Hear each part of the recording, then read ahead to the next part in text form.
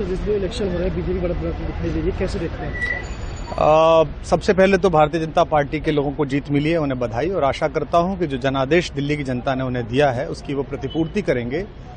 और वे सब आम आदमी पार्टी के लाखों करोड़ों कार्यकर्ता जो अन्ना आंदोलन से आए, जिनके बहुत ही निश्चल, निष्पाप और बड़े भारत की राजनीति को बदलने के सपने की हत्या एक निर्लज्ज, नीच, मित्रहंता, आत्ममुग्ध और चरित्रहीन व्यक्ति ने की, उसके प्रति तो क्या संवेदना। दिल्ली को उससे मुक्ति मिली। और मैं ये जानता हूं कि अब जो आम आदमी पार्टी में लोग बच गए थे सत्ता के लोभ में, लालच में, पदों के लिए, उस पैसे के चक्कर में, वे सब भी अब वापस जाएंगे, लौटेंगे, कुछ अपने व्यवसायों में लौटेंगे, कुछ पार्टियों में चले जाएंगे।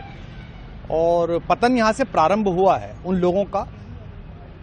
मेरे लिए कोई प्रसन्नता का और दुख का विषय नहीं है, मैं बीच में खड़ा हूं। प्रसन्नता इस बात की है कि करोड़ों लोगों ने आशा लगाई थी, करोड़ों लोगों ने, लोग अपनी नौकरियां छोड़ के आए थे, व्यवसाय छोड़ के आए थे, दुश्मनियां ली थी लोगों ने, उन सब की हत्या एक आत्ममुग्ध आदमी ने, एक चरित्रहीन आदमी ने अपनी निजी महत्वाकांक्षाओं की पूर्ति के लिए की।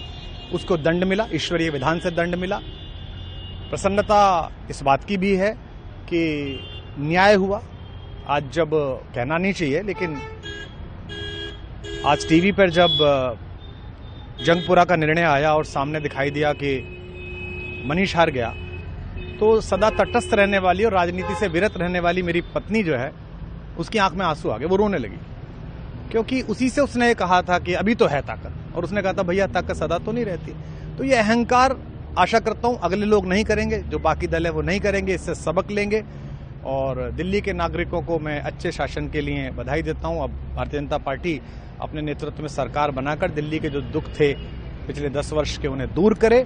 और आम आदमी पार्टी के समस्त कार्यकर्ताओं को कहता हूं कि आपने जिस किसी भी लोभ लालच में, सब कुछ जानते हुए एक ऐसे व्यक्ति के समर्थन में काम किया जिसने अपने मित्रों की पीठ में झुरा घोंपा, गुरु को धोखा दिया, अपने साथ कंधे से कंधा मिला के लड़ने वाली महिलाओं को अपने घर लाके पिटवाया, अपनी निजी सुख और साधन के लिए जनता का पैसा खर्च किया, अब उससे आशा लगानी छोड़ें, अब बाहर निकलें, अपना अपना जीवन देखें।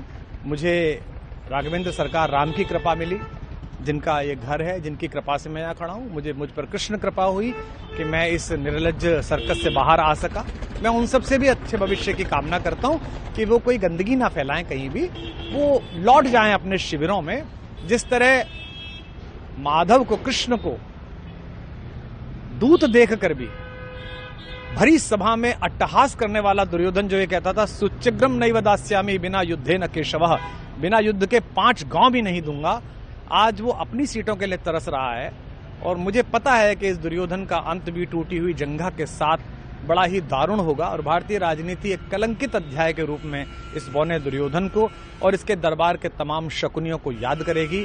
मैं उनकी मुक्ति की कामना करता हूं कि ईश्वर उन्हें इस दुख से बाहर निकाले, और समस्त लोगों को बधाई देता हूं कि चलिए अंततः न्याय हुआ। सर, बात करें दिल्ली के चुनाव या यूपी के उपचुनाव मिल्कीपुर को लेकर, चुनाव आयोग पर तमाम तरह के आरोप लगाए जा रहे हैं। अखिलेश यादव ने कल कहा कि वहाँ उपचुनाव में मिल्कीपुर, ये राजनीतिक विषय है, इस पर मैं राजनीतिक कार्यकर्ता नहीं हूं, तो इस पर मेरी टिप्पणी शोभनीय नहीं है, वो आपस में सब जाने। लेकिन दिल्ली के चुनावों को लेकर एक मिश्रित प्रतिक्रिया है। दुख है कि अन्ना आंदोलन से एक ऊर्जा जो पैदा हुई थी, जिससे देश में एक सकारात्मक बदलाव हो सकता था, एक वैकल्पिक राजनीति हो सकती थी, उसकी हत्या एक अहंकारी आदमी ने, एक आत्ममुग्ध और असुरक्षित आदमी ने कर दी। मैं आशा करता हूं कभी न कभी भारत में ऐसा सूर्योदय किसी न किसी दल में अवश्य होगा, जो भारत को जहां पहुंचना है वहां पहुंचाने का मार्ग प्रशस्त करे।